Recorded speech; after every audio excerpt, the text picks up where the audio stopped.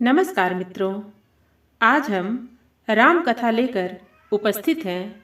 आज की कथा है दो वरदान। मित्रों, प्रसंग में आगे बढ़ने से पहले आप हमारे चैनल को अवश्य सब्सक्राइब कर लेना, वीडियो को लाइक और अपने मित्रों से शेयर करना। एक छोटा सा कमेंट्स लिखकर हमारा उत्साहवर्धन तो जरूर करना मित्रों। तो आइए चलते हैं प्रसंग की ओर।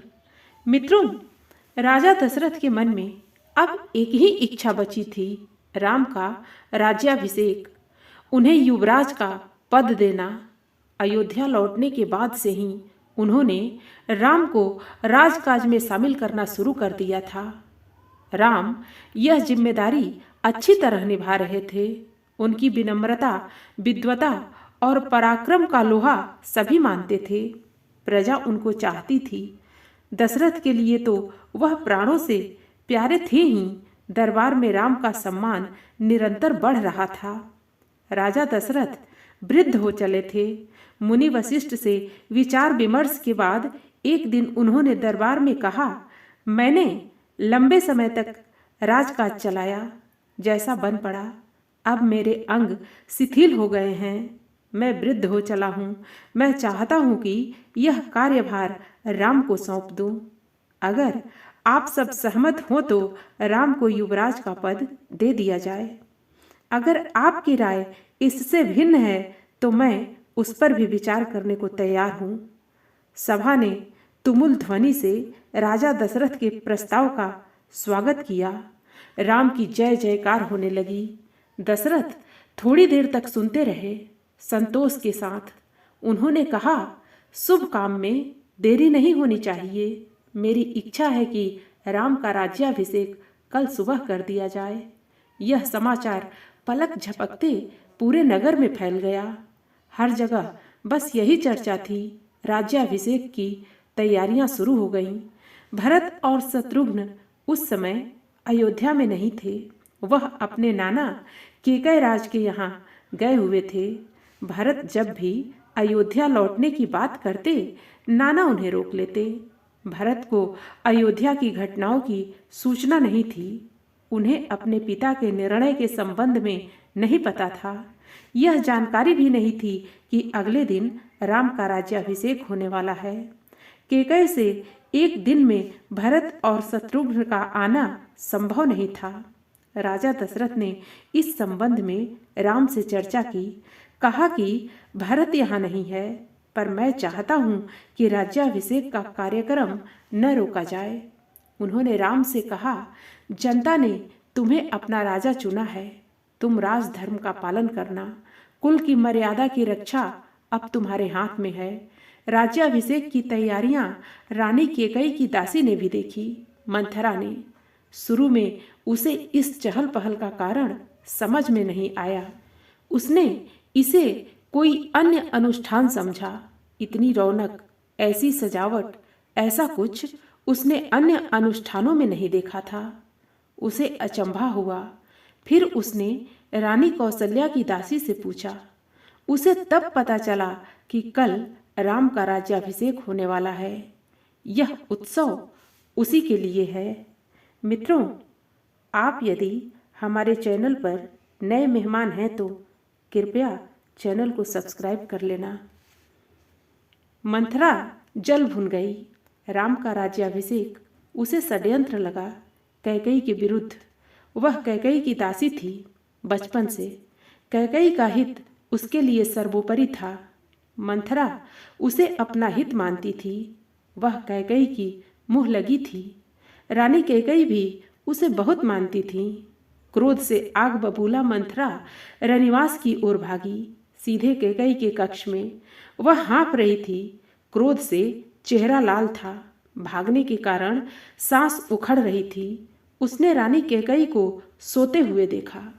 किसी तरह स्वयं को संभालते हुए मंथरा ने कहा, अरे मूर्ख रानी, उठ, तेरे ऊपर भयानक विपदा आने वाली है।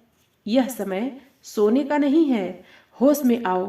विपत्ति का पहाड़ टूटे इससे पहले जाग जाओ। रानी कैकेयी नींद से चौंक कर उठी। उन्हें मंथरा की बात समझ में नहीं आई। बात क्या है? तुम इतना घबराई क्यों हो? सब कुशल तो है? उन्होंने पूछा। कैसा कुशल, कैसा मंगल? सब अमंगल होने वाला है। तुम्हारे सुखों का अंत।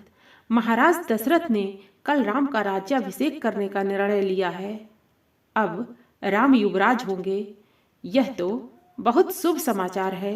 कैकई ने प्रसन्नता से अपने गले का हार उतारकर मंथरा को दे दिया।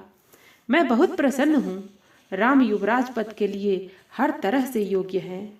रानी, तुम्हारी बुद्धि फिर गई है, मति मारी गई है। सवाल राम की योग्यता का नहीं है, राजा दशरथ के षड्यंत्र का है, तुम्हारे अधिकार छीनने का है। मंथरा ने हार दूर फेंकते हुए कहा। यह षड्यंत्र नहीं तो और क्या है? कल सुबह राज्याभिषेक है। भरत को जानबूझकर ननिहाल भेज दिया। समारोह के लिए बुलाया तक नहीं। कैकई का स्वर उग्र हो गया। उन्होंने मंथरा को डांटते हुए कहा, राम के प्रति मेरा अगाध स्नेह है। वह मुझे माँ के समान मानते हैं। तुझे इसमें षड्यंत्र दिखाई देता है? इसमें षड्यंत्र नहीं है। राम के बाद भरत ही राजा बनेंगे। राज सर्वदा ज्येष्ठ पुत्र को ही मिलता है। मंथरा पर इस फटकार का कोई प्रभाव नहीं हुआ। उसके लिए यह दशरथ का षड्यंत्र था। वह रानी कैकई के पलंग पर बैठ गई, उनके बहुत निकट। कैकई के चेहरे की ओर देखते हुए उसने कहा, तुम बहुत भोली हो, नादान हो। तुम्हें आसन्न संकट नहीं दिखता। दुख की जगह प्रसन्नता होती है। इस बुद्धि पर किसी को भी तरस आएगा। समझो रानी, राम राजा बने तो तुम कौशल्या की दासी बन जाओगी। भरत राम के दास हो जाएंगे, वह राजा नहीं बनेंगे। राम के बाद अगला राजा राम का पुत्र होगा। अनर्थ को अर्थ समझने की मूर्खता मत करो रानी। राम को राज मिला तो वे भरत को देश निकाला दे देंगे। वे भरत को दंड देंगे। इस तिरस्कार से भरत की रक्षा करो। रानी, ऐसा कोई उपाय करो कि राजगद्दी भरत को मिले और राम को जंगल भेज दिया जाए। कैकई पर मंथरा की बातों का असर होने लगा। उनका सिर चकरा गया। वह पलंग से उठी तो पांव सीधे नहीं पड़े। आंखों में आंसू थे। मन भारी हो गया। प्रसन्नता की जगह अव्यक्त क्रोध ने ले ली। मंथरा के तर्कों में उन्हें सच्चाई दिखने लगी। तुम ही बताओ, मैं क्या करूं? कैकई ने आंसू पोंछते हुए मंथरा से कहा। मंथरा पलंग से उठी, कैकई के पास जाकर खड़ी हो गई। उसने कहा, याद करो रानी, महाराज दशरथ ने तुम्हें 2 वरदान दिए थे। दशरथ से अपना वचन पूरा करने को कहो। एक से भरत के लिए राजगद्दी मांग लो, दूसरे से राम को 14 वर्ष का वनवास। कैकई का चेहरा तमतमाया हुआ था। उन्हें मंथरा की बात ठीक लगी। उनके मन में एक प्रश्न अब भी था, यह बात दशरथ से कैसे कहें? उन्हें रनिवास बुलवाएं या प्रतीक्षा करें? मंथरा ने कैकई के मन की बात भांप ली। उसने कहा, तुम मैले कपड़े पहनकर कोप भवन चली जाओ। महाराज दशरथ आए तो उनकी ओर मत देखो, बात मत करो। तुम उनकी प्रिय रानी हो, तुम्हारा दुख देख नहीं पाएंगे। बस उसी समय तुम उन्हें पिछली बात याद दिलाना, दोनों वचन मांग लेना। मैं ऐसा ही करूंगी। महाराज का षड्यंत्र सफल नहीं होने दूंगी। मंथरा का लक्ष्य पूरा हो गया था। चलते चलते उसने रानी कैकई से कहा, राम के लिए 14 वर्ष से कम वनवास मत मांगना। भरत इतने समय में राजकाज संभाल लेंगे। जब तक राम लौटेंगे लोग उन्हें भूल चुके होंगे। अब जल्दी करो रानी, समय बहुत कम है। रानी कैकई कोप भवन चली गई। मंथरा रनिवास से निकल गई। दिन भर की गहमा गहमी के बाद महाराज दशरथ को रानियों की याद आई। तुरंत रनिवास की ओर चल पड़े, उन्हें शुभ समाचार देने। सबसे पहले वह कैकई के कक्ष की ओर मुड़े। कैकई वहां नहीं थी। प्रतिहारी से पूछा, पता चला कि वे कोप भवन में हैं। दशरथ को चिंता हुई, कैकई कोप भवन में? परंतु क्यों? क्या इसलिए कि उन्हें अब तक सूचना नहीं मिली? मैं उसे अवश्य मना लूंगा। दशरथ ने सोचा। दशरथ कोप भवन का दृश्य देखकर हैरान हो गए। उन्हें कुछ समझ में नहीं आया। कैकेयी जमीन पर लेटी हुई थी, बाल बिखरे हुए, गहने कक्ष में बिखरे हुए, कपड़े मैले। तुम्हें क्या दुख है? क्या हुआ है तुम्हें? मुझे बताओ। अस्वस्थ हो? राजवैद्य को बुलाऊं? दशरथ ने कई सवाल पूछे, कोई उत्तर नहीं मिला। कैकेयी रोती रही। तुम मेरी सबसे प्रिय रानी हो, मैं तुम्हें प्रसन्न देखना चाहता हूँ। तुम्हारी खुशी के लिए मैं कुछ भी कर सकता हूँ, कुछ भी। धरती आसमान एक कर सकता हूँ। दशरथ ने कैकेयी को मनाने का बहुत प्रयास किया, उत्तर उन्हें फिर भी नहीं मिला। दशरथ भी भूमि पर बैठ गए, विनती करते रहे। हाँ, मैं बीमार हूँ, कैकेयी ने कहा। मैं अपनी बीमारी के संबंध में आपको बताऊंगी, लेकिन पहले आप एक वचन दें। मैं जो मांगू उसे पूरा करेंगे? राजा ने तत्काल हामी भर दी। कहा, मैं राम की सौगंध खाकर कहता हूँ, तुम्हारी हर इच्छा पूरी करूंगा। महाराज दशरथ ने राम की सौगंध ली तो कैकेयी उठकर बैठ गई। आप मुझे वे दोनों वरदान दीजिए जिसका संकल्प आपने बरसों पहले रणभूमि में लिया था। महाराज दशरथ ने हामी भरी। कल सुबह राज्याभिषेक भरत का हो, राम का नहीं, कैकेयी ने कहा। दशरथ भौचक रह गए। उन पर वज्रपात सा हुआ।